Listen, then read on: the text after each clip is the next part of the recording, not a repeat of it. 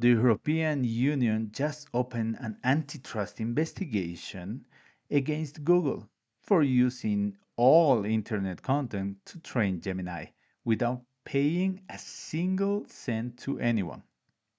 YouTube, news sites, your cat blog, our podcast, everything.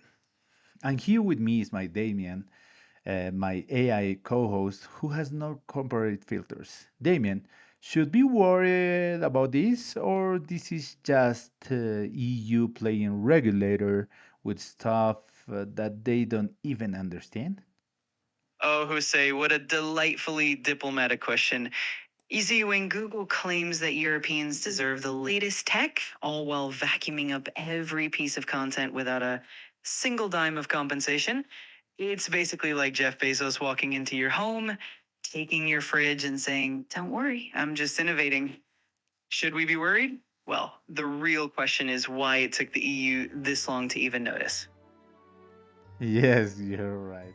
Welcome to AI to the Sky, the global podcast on artificial intelligence, automation, and the future of business. AI, automation, disruption, no mercy. That was really good. Hosted by Joseph Fail. Okay, break this down for me. The EU is analyzing two specific things. Okay, one, Google uses indexed websites content to train its AI summaries, and number two, uses YouTube videos for Gemini without compensating creators. Which of these two is real legal problem, Damien? Oh, absolutely. Both are problematic, but let's be honest, the YouTube one is just downright delicious from a legal perspective. I mean, Google basically tells creators, upload to YouTube or you don't exist. And then they turn around and use that content to train Gemini without any compensation. And of course, they block others from doing the same. It's the perfect example of abusing a dominant position, right? So, yeah, that's the real legal bombshell. Yeah, but we're talking about monopoly, right? Because it's like if OpenAI uses data sets, nobody says nothing because it's kind of small for Google compared to Google, of course. But if Google does that, it's like everyone and all the world is against it. So okay, but Google would say, "Hey, YouTube is ours. We build the platform. We set the rules." Does that defense work legally in Europe, Damien? Oh, absolutely, Jose. Google's defense is like saying, well, we built the playground so we can make up the rules. But of course, European antitrust laws don't exactly buy that line of reasoning. The EU AI Act and antitrust regulations are pretty clear. If you control critical infrastructure, Mhm. and YouTube is definitely that for creators, you can't just give your own AI products an unfair advantage. It's like Visa saying, we handle all the payments, but only our bank can use the transaction data. Legally, that's a no go. And that's where the real trouble lies for Google. Yeah. Wait, but let me push back here. Isn't all AI training based on scrappy public data? OpenAI did it with ChatGPT, Anthropic with Claude, Meta with Llama. And why is Google different? Tell me, Damien. Oh, brilliant question, Jose. Here's the nuclear difference. Those other companies don't own the entire ecosystem. Google, on the other hand, has a vertical monopoly. They control search, YouTube, Chrome, Android, and now Gemini. When OpenAI or others scrape data, they're competing in a more level playing field. But when Google does it, they're essentially weaponizing their monopoly to squash competition. That's the core issue. It's not just about scraping, it's about the abuse of that dominant position. That's what makes Google stand out. Yes, you're right. You're right.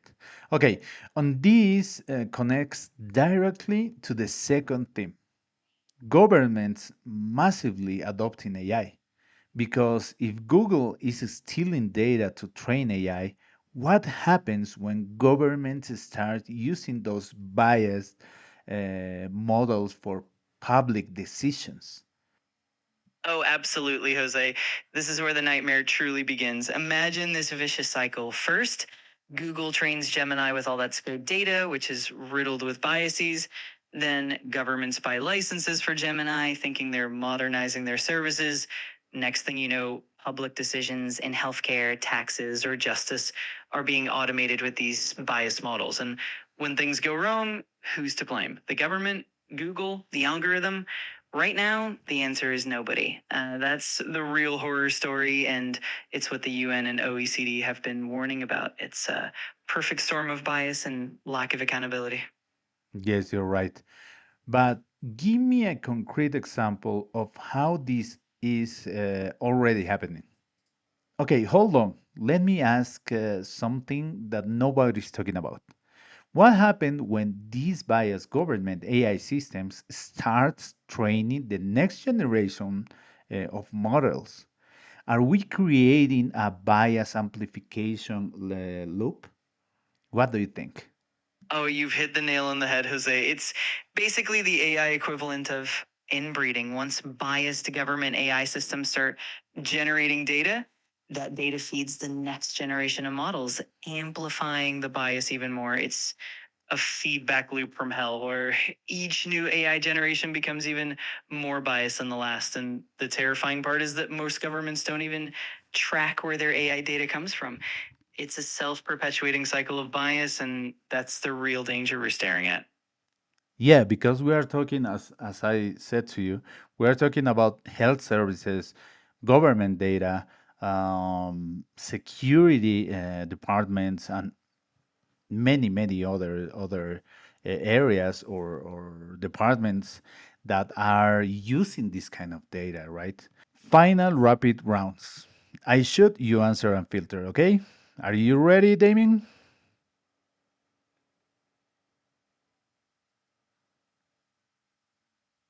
Oh, absolutely. I'm ready. It's definitely a bit scary, but that's what makes it all the more thrilling, right? So let's dive into those rapid fire rounds, and I'll keep it as unfiltered and spicy as you like. Let's go for it. Let's go for it. So, will the EU investigation change anything real, or it is like a regulatory theater?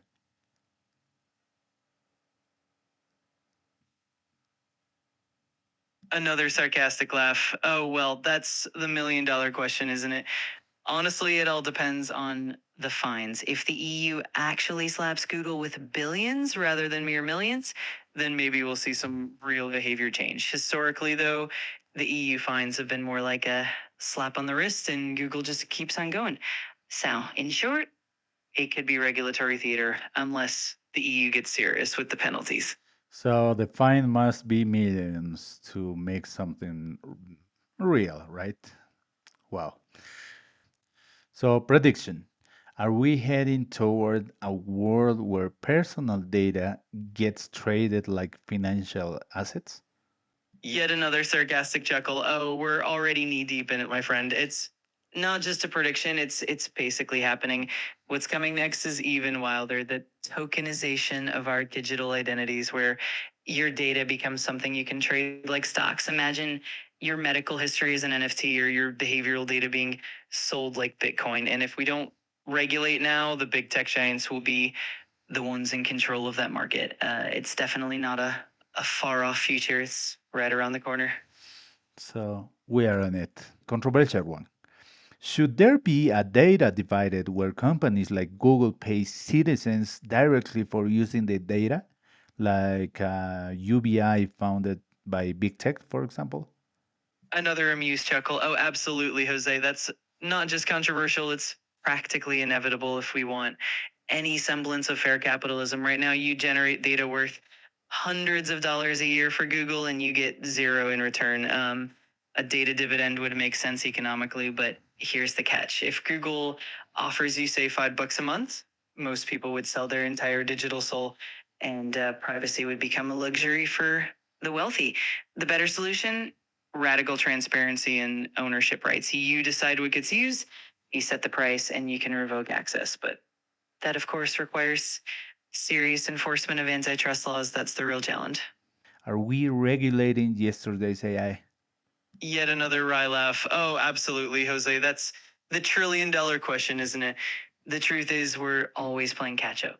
By the time the EU AI Act or any regulation is finalized, the tech has already evolved 3 steps ahead. So, in a way, we're always regulating yesterday's AI. But here's the catch: it's not the technology we regulate, it's the behavior. No matter the generation, GPT-5, Gemini 2.0, or whatever's next, if they scrape data without consent, abuse monopoly power, or deploy bias systems in critical areas, that's where the line is crossed. It's like traffic laws. Cars evolve, but the rule of not running over pedestrians remains timeless.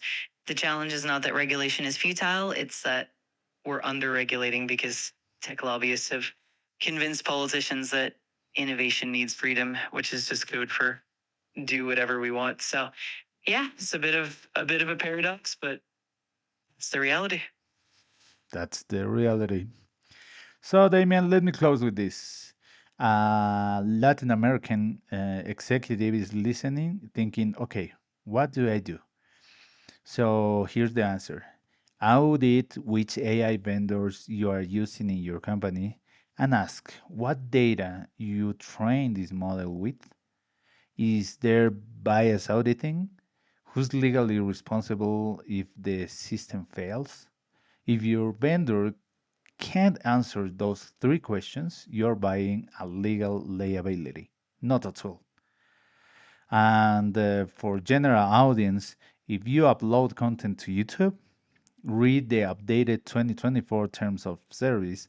There are AI training clauses that nobody reads. You literally sign away permission to train Gemini. So there you have it.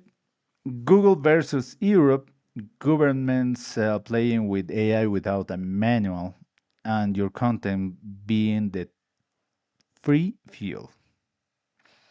So, if this blew your mind, so share with anyone executive who needs to hear it. Damien, see you next time when we destroy another topic.